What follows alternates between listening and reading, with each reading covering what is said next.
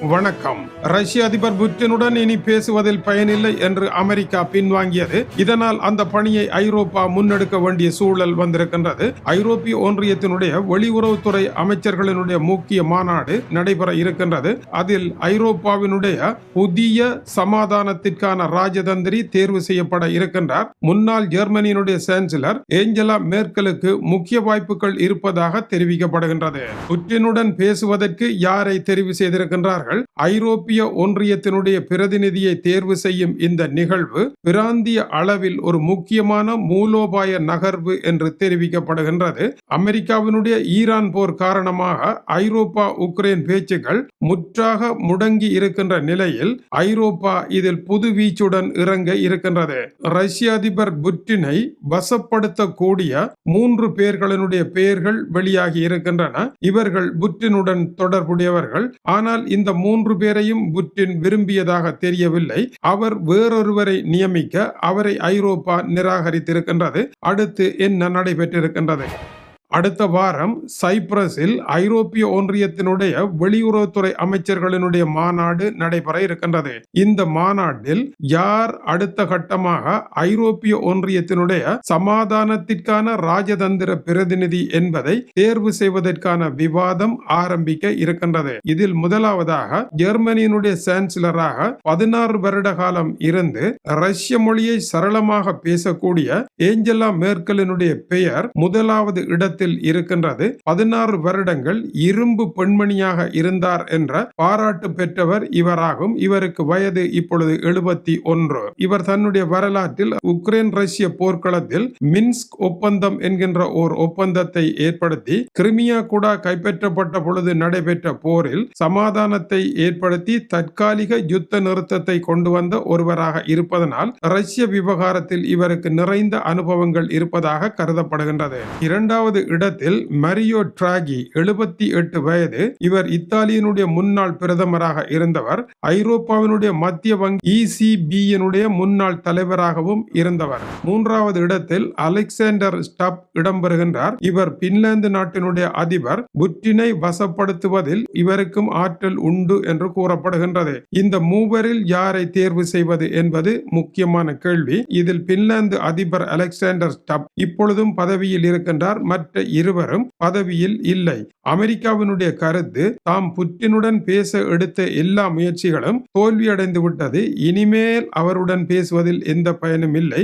நீங்கள் பேசுவதாக இருந்தால் பேசிக் கொள்ளுங்கள் என்று அமெரிக்கா பச்சை விளக்கை காட்டியதன் பின்னதாக இவர்கள் களமிறங்கி இருக்கின்றார்கள். ஐரோப்பிய ஒன்றியம் களமிறங்கினால் அதில் தமக்கு ஆட்சேபனை இல்லை என்று அமெரிக்கா சொன்னதன் பின்னர் இறங்குவதனால் இவர்கள் அமெரிக்காவை முறித்து கொண்டு தாங்களாக செல்கின்றார்கள் என்ற ஒரு கருத்தை எடுக்க முடியாமல் இருக்கின்றது.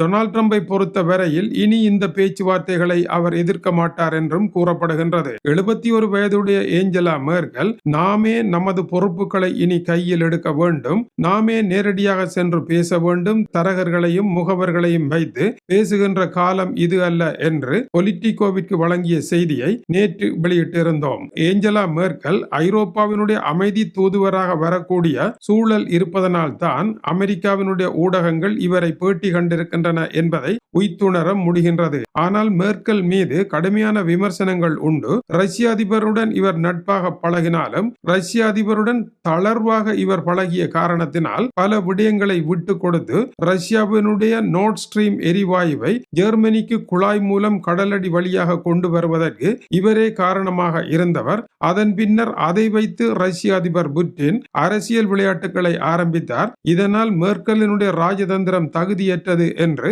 போலந்து உட்பட பால்டிக் நாடுகள் இவர் மீது எதிர்ப்பை காட்டியதும் குறிப்பிடத்தக்கது.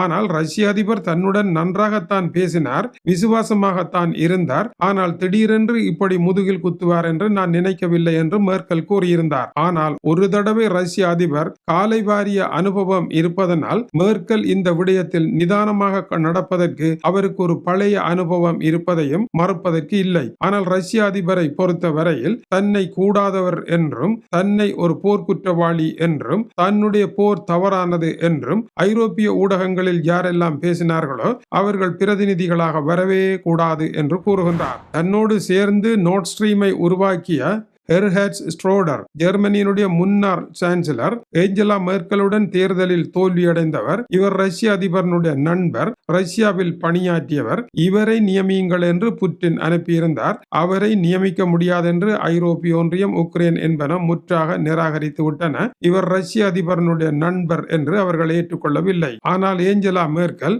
தன்னை விட நீங்கள் கூறுகின்ற மற்றவர்கள் திறமைசாலிகள், அவர்களை தெரிவு செய்யுங்கள் என்று கூறுகின்றார். எதற்காக? ரஷ்ய அதிபரை பற்றி மெர்க்கலுக்கு தெரியும். தற்போது கையில் அதிகாரம் இல்லாத நிலையில் ஒரு போசகர் போல சமாதான தூதுவர் என்று எதுவும் இல்லாமல் போகின்ற பொழுது புட்டின் அவர்களை கணக்கே எடுக்க மாட்டார், ஒரு பொருட்டாக மதிக்கவும் மாட்டார். எனவே அவரிடம் பேசப் போவதில் பயனில்லை என்ற ஒரு கருத்து மெர்க்கலுக்கு இருக்கின்றது. பின்லாந்து நாட்டினுடைய அதிபரை அனுப்பினால் அவர் இப்பொழுது அதிகாரத்தில் இருப்பதனால் புட்டின் அவருடன் உட்கார்ந்து பேசுவதற்கான வாய்ப்பு இருக்கும் என்றும் கூறுகின்றார். ஆனால் புட்டினை பொறுத்த வரையில் அதிகாரம் இல்லாதவர்களுடன் பேசி காலத்தை விரயம் செய்ய அவர் ஒரு காலமும் விரும்ப மாட்டார் என்பதும் அவர்களை நிராகரிப்பார் என்பதும் கவனிக்கத்தக்கது.